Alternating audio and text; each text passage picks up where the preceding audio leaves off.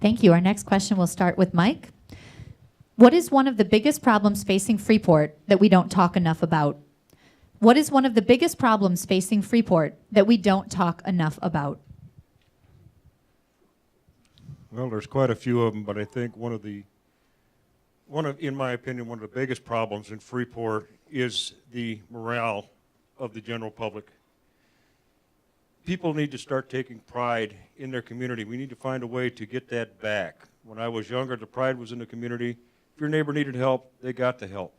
If your yard was clean, we need to bring some of that back. I think that would definitely help this community. There's a lot of problems we're dealing with right now.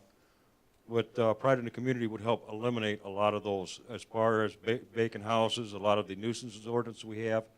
I drive motor coach and semi part-time. I get through a lot of different towns and a lot of different communities. And it doesn't take a whole lot when you're driving into these communities to see which ones have community pride and which ones do not. Just a quick drive through, we'll see it. Some communities are absolutely gorgeous, other communities are not. As I stated earlier, to turn this community around, everybody has to be all in. The entire community has to be involved in that. And I think that's one of the major things we need to work on right now, is get the entire community involved. Trying not to repeat myself, but like I said, if we can get some community pride in, a lot of these problems with nuisances, with trash, with vacant houses, they'll take care of themselves. We won't have to do it for them. Thank you. Dave, what is one of the biggest problems facing Freeport that we don't talk enough about? We don't plan enough. We don't plan for the future. In my book, we have been running the city like we're driving a car in the rearview mirror. And we need to stop that. We need to get down with a strategic plan. We need to have our city manager help us implement that plan. And we need to get busy in trying to work on with a roadmap so we know where we're going. So I think planning and working together and working that plan is the biggest thing we could possibly do to help us. Implementing that plan. Thank you. Joseph, what is one of the biggest problems facing Freeport that we don't talk enough about? All in all, I feel that we, as a community, have to work together. In the 14 years that I've been here, a lot of things have changed. I mean, a lot of the like Mike said, the morale in the town has gone down, and I see it. You know, it's really hard for young single mothers that have kids to take a $875 an hour job and try to keep a roof over their head. They have to have 2 jobs to do that. Okay, I want to try to start getting companies in here that pay $13, $14 an hour. So these people that don't have, the people that are really suffering are those that are one family supporters, and they are working 2 jobs and have to pay that money back for child care.